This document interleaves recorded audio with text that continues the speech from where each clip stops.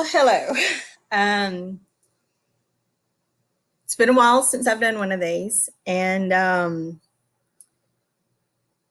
tell you what, it's been a week, and I may have to start and stop this a few times, and that's okay if I do.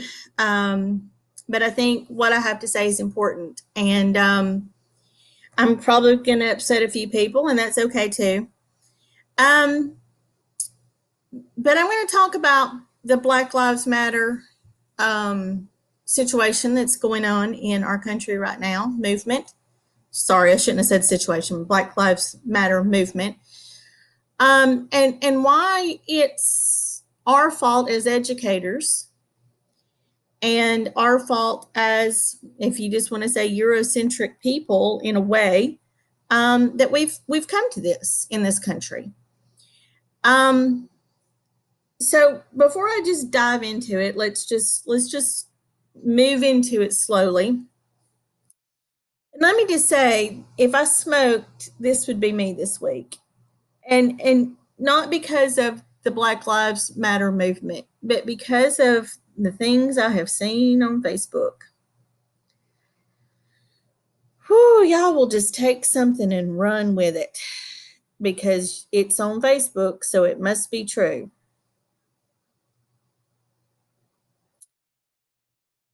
I have never in my life seen some of the stuff that y'all put up. And it's on Facebook, and so shared it, and so has never been wrong before. So it's right.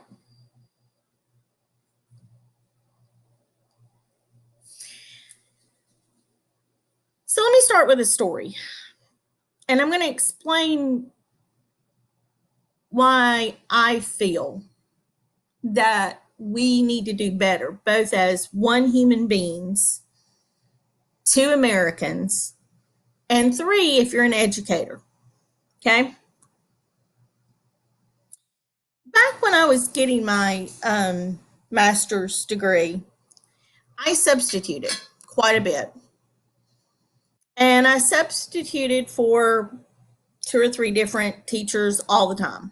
And they knew that they could trust me and that they knew that I could come in and pretty much leave a lesson plan and I could do it no holds barred. And so I was helping a group of 10th graders, I believe, with early 20th century leaders of our country essays. And so one young African American male brought me his list and he said, I don't know any of these people and I don't know anybody to do anything on.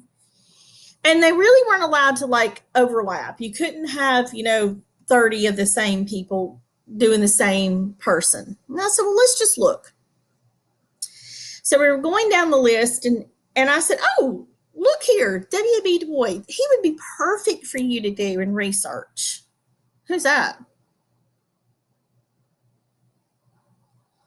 You, you don't know who W.B. Du Bois is? He's like one of the first African American males to get a PhD, and he was the reason the NAACP was started. Oh, I should know him because I'm black. Yes, and the more that I educate our young people, I see that we have shown them that history's not important. And not just Black history, but any history. And you know how I know that? Because they walk in my classroom in ninth grade, and multiple kids tell me that they only get 30 minutes a week in elementary school for history. And then their teacher tells them that Columbus, and we'll get to him, came over on the Mayflower.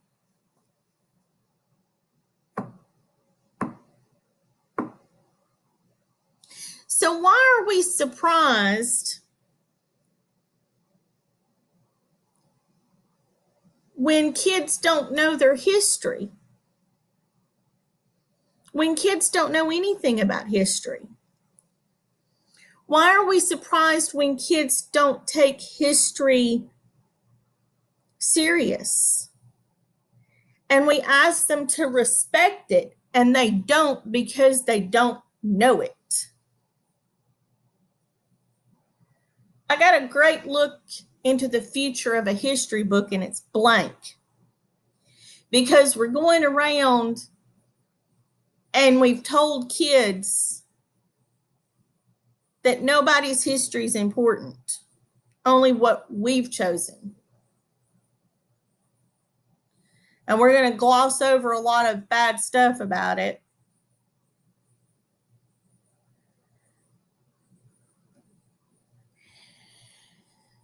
So let's talk about it. Let's talk about a couple of things of why knowing history is important. I'm gonna two things we're gonna talk about what I've seen wrong on Facebook this week. And this is in no way trying to shame, because I'm not going to mention anyone's name of what I saw. Two things wrong. Okay. So this was a picture I saw on a former student's page, and the caption went with it that Martin Luther King was not assassinated. He was not killed by the gunshot. He was smothered in the hospital. Well, quick Google search, instead of sharing this, show that this picture came from when he was stabbed in Harlem. Now, it also linked to, or also indicated, that Coretta Scott King, Mrs. King, had sued and won a conspiracy against the United States for the fact that he was not shot, he was smothered. And I Googled that, and she did win a conspiracy, but it had nothing to do with him being a conspiracy trial, but it had nothing to do with him being smothered. It had that there were forces out to kill her husband. And there were. We have taught our children history is not important. So let's just share. Let's just share this. Okay. So no telling how many people that got to. And I told her, I said, I'm not mad at you. I'm not mad at you. There's no way I'm mad at you for that. But before you start sharing something, just ask me. I'll tell you. You know, I don't care if another one of your teachers before, didn't like to talk about Black history or anything else. I'll talk to you about Black history and Asian history and Russian history and anything else. I don't care. Let's get the truth out there, okay? Okay? All right, I saw this on a contemporaries page. And then this contemporary tried to tell me that this was not the Washington Monument in Washington. This was the Lincoln Memorial in Washington. This was the Lincoln Memorial in London. And I'm like, well, the Lincoln Memorial in London looks nothing like that. So, and that didn't happen. And then tried to argue with me still about it. I'm going to keep going. I have several points to make. Okay. So here's the problem. Here's the problem that we have created in this country. We have created a situation in this country where we are ashamed of our history. We elect to put the wrong people in portals of power.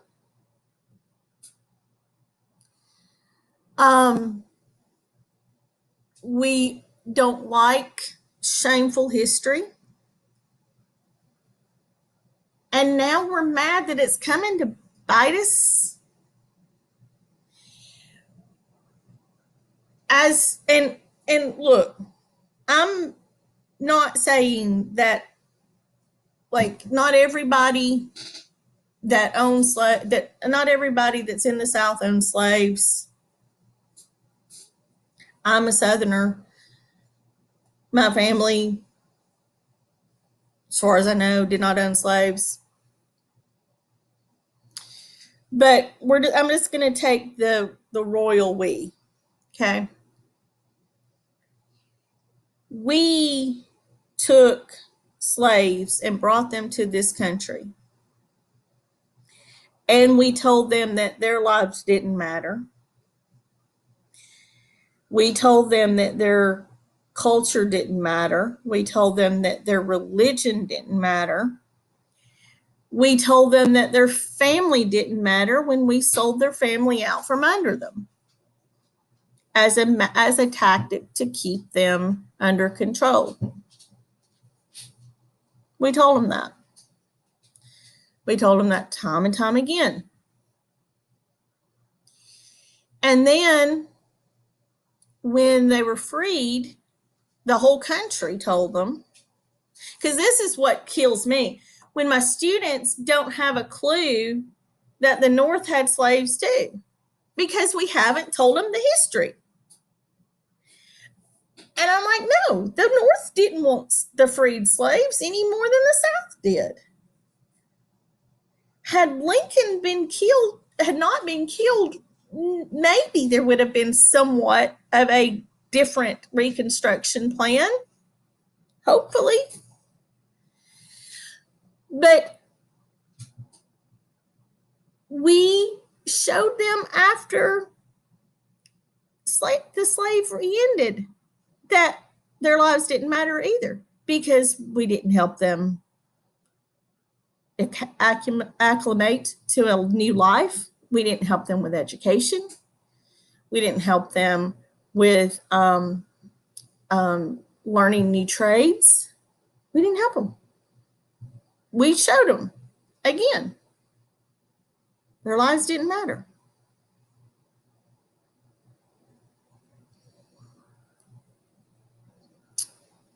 During segregation, when they had built communities and they had built their villages and they had built their families up and their businesses, and we ended it. We showed them.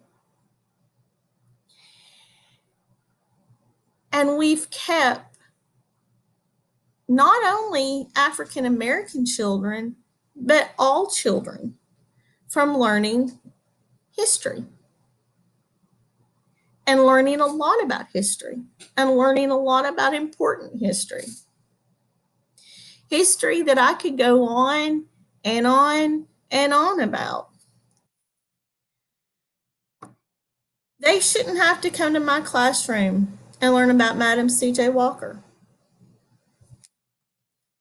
They shouldn't have to come to my classroom and learn about the Harlem Hellfighters, who were World War I soldiers. They shouldn't have to come to my class and learn about Sarah Boone, who was the inventor of the improved ironing board.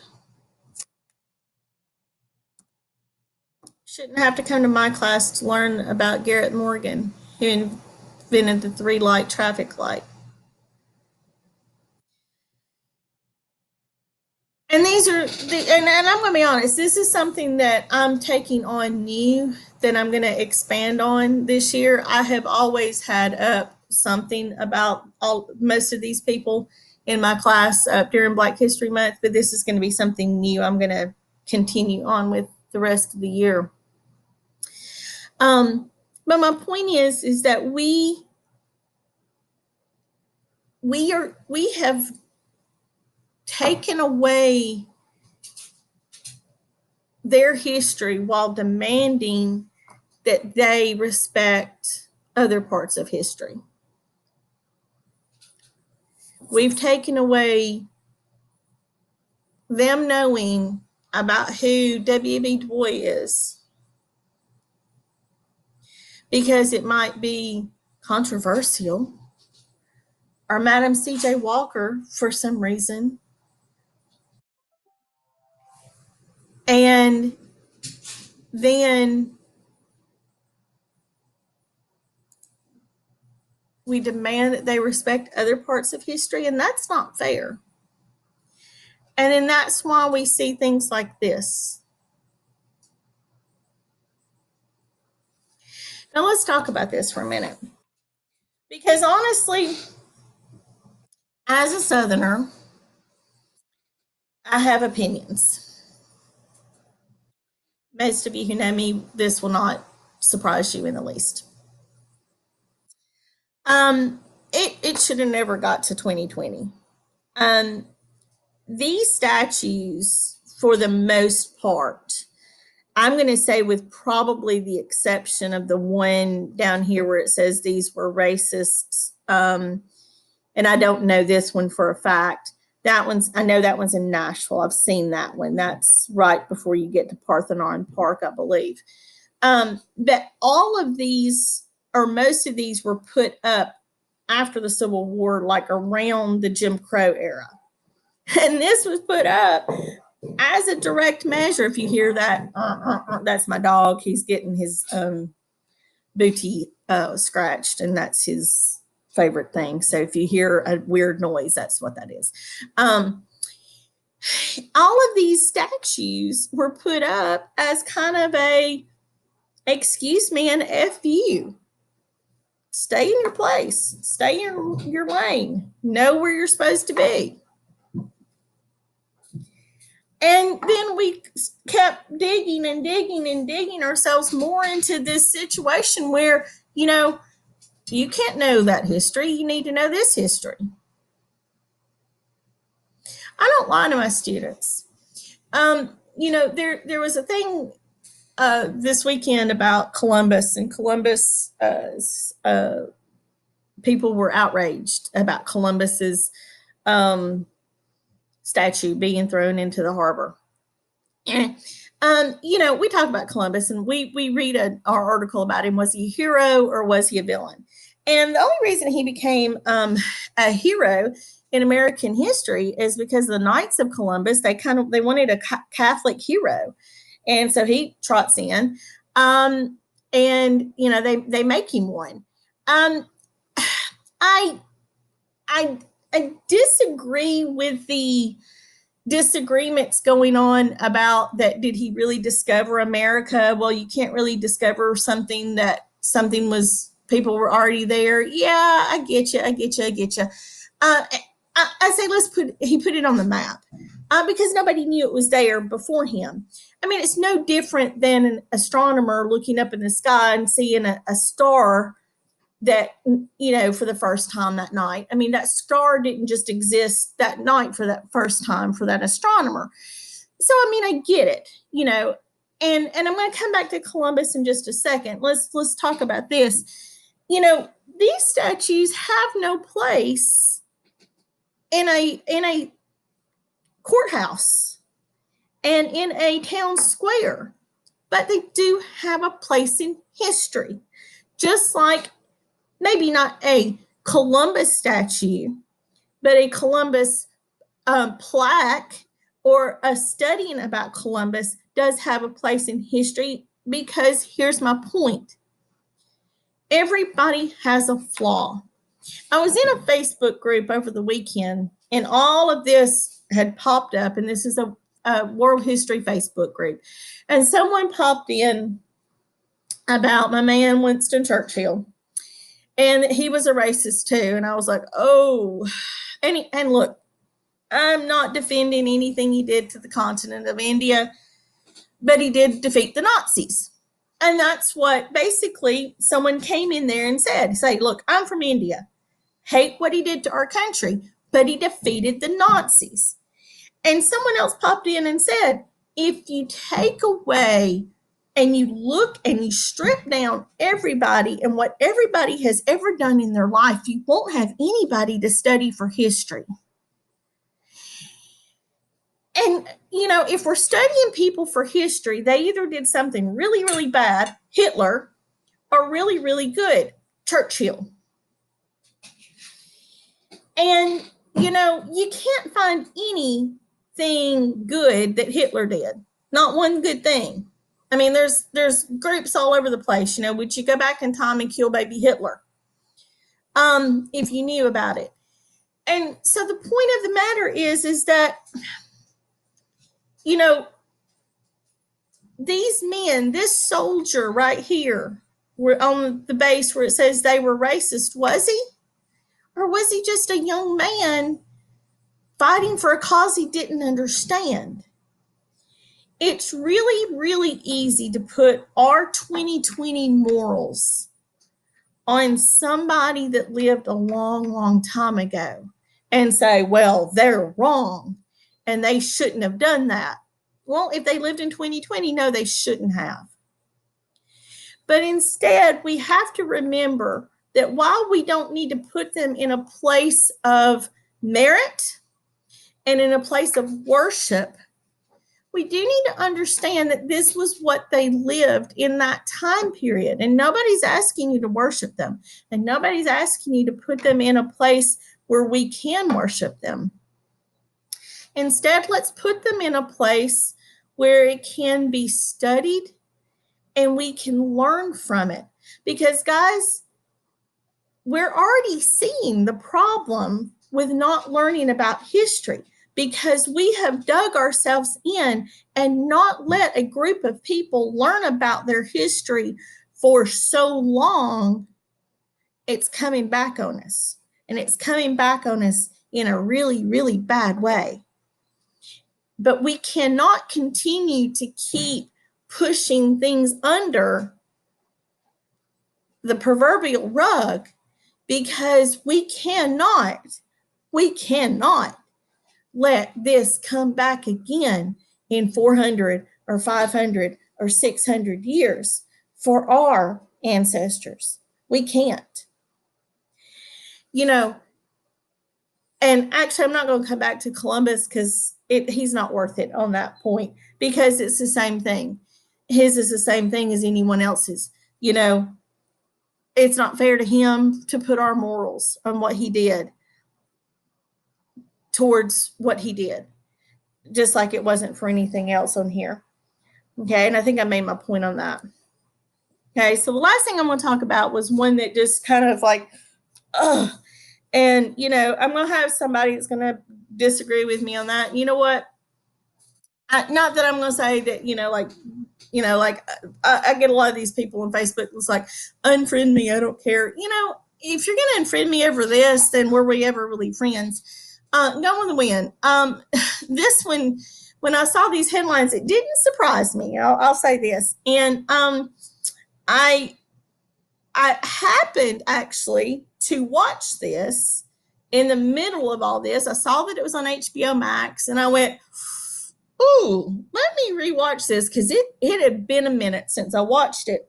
And I'm like, let me see if it's as bad as I think it might be. And okay, I was I'm not going to say pleasantly surprised, because first off, I would not show this movie to my students and be like, oh, look, it's the old South. Isn't it great? No. But let me tell you a couple of things that I was kind of surprised about. Number one, I was never surprised by Hattie McDaniel. And if you get rid of Gone with the Wind, you get rid of Hattie McDaniel's Oscar win, which was phenomenal. And like the day she walked off that set, she needed to be handed that Oscar. Okay. So that's number one. Okay. If you get rid of Gone with the Wind, you get rid of Hattie McDaniel's Oscar. But number two, I did have a problem with the fact that it always made the slaves out to be happy to be slaves. Okay. Oh, I'm so happy to be a slave. I'm so happy to be a slave that I'm always so happy after slavery ends to stay with my family. There might have been a few, but no. Here's what I thought was very interesting about it. And I'm coming at watching this after I've become a teacher. I have not watched this since I became a teacher. I found it very interesting, and there's a scene where they're walking through Atlanta, and there's a group of freed slaves there, and they are listening to a man from the North, a Yankee, you Yankees, They're listening to a man talk, and he tells them, "We're your friend. We'll give you 40 acres and a mule." And I went, wow, I would love to show that scene just to show that that everybody lied to the slaves. Everybody lied to the slaves. It wasn't just the Southerners. It was everybody lying to the slaves during this time period. My dog's wanting to go outside. So I got to wrap this up. And that's sad. That's sad that it was everybody lying to the slaves at this point. And and in the section, and it does mention, it doesn't mention the KKK, but you know who they're talking about in it. They are very clear that they're wiping out the white trash part of it. And and I'm not making, please hear me, I am not making any um excuses for Gone with the Wind, in terms of that it's not really racist, or it's I think what HBO Max and the producers or the distributors of the film are doing a great thing, that they are bringing it back before they release it, and they're going to have like a talk before it. I think that's a great idea, because I think that you, just like I said before, you need to understand from where this film comes from before you just out and out watch it. Because just to sit there and watch it, you're like, what am I watching? Because you do need to understand that it's 1939 and it's a different era. And when the book was, filmed, the book was written, and then it was written about. But here's why I wonder, like, is it really going to be the answer to America's problems? If we stop making films about raping women, will that stop rape of women? If we stop making films about murder, will that stop murder? We've got to get to the heart of the problem in America, and I'm wondering truly what that is. And some will say God, and some will say, in here, in our heart. And I just say we need to be honest with ourselves. And we need to understand that, we are each other's brothers and sisters, regardless of our color. And we need to focus on that rather than anything else.